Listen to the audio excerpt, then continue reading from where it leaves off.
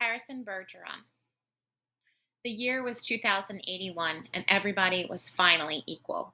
They weren't only equal before God and the law, they were equal every which way. Nobody was smarter than anybody else. Nobody was better looking than anybody else. Nobody was stronger or quicker than anybody else.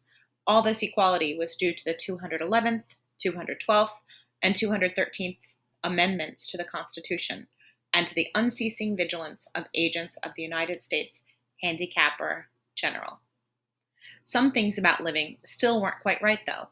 April, for instance, still drove people crazy by not being springtime.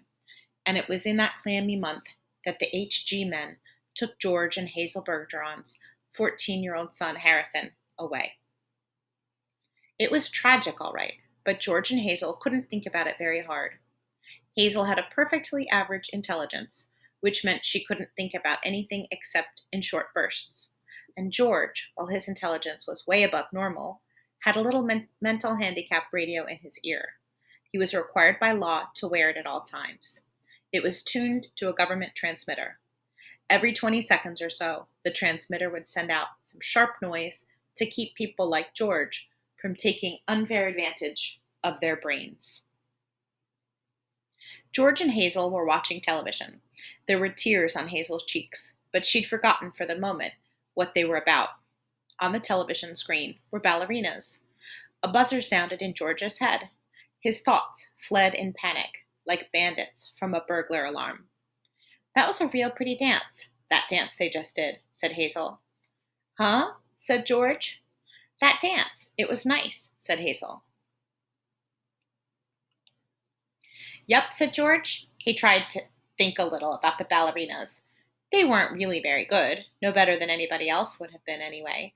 They were burdened with sash weights and bags of birdshot, and their faces were masked so that no one, seeing a free and graceful gesture or a pretty face, would feel like something the cat drug in. George was toying with a vague notion that maybe dancers shouldn't be handicapped, but he didn't get very far with it before another noise in his ear radio scattered his thoughts. George winced. So did 2 out of the 8 ballerinas. Hazel saw him wince. Having no mental handicap herself, she had to ask George what the latest sound had been. "Sounded like somebody hitting a milk bottle with a ball-peen hammer," said George. "I'd think it would be real interesting hearing all the different sounds," said Hazel, a little envious. "All the things they think up." Said George. "Only if I was handicapper general, you know what I would do," said Hazel. Hazel, as a matter of fact, bore a strong resemblance to the handicapper general, a woman named Diana Moon Glampers. "If I was Diana Moon Glampers," said Hazel, "I'd have chimes on Sunday. Just chimes. Kind of in honor of religion."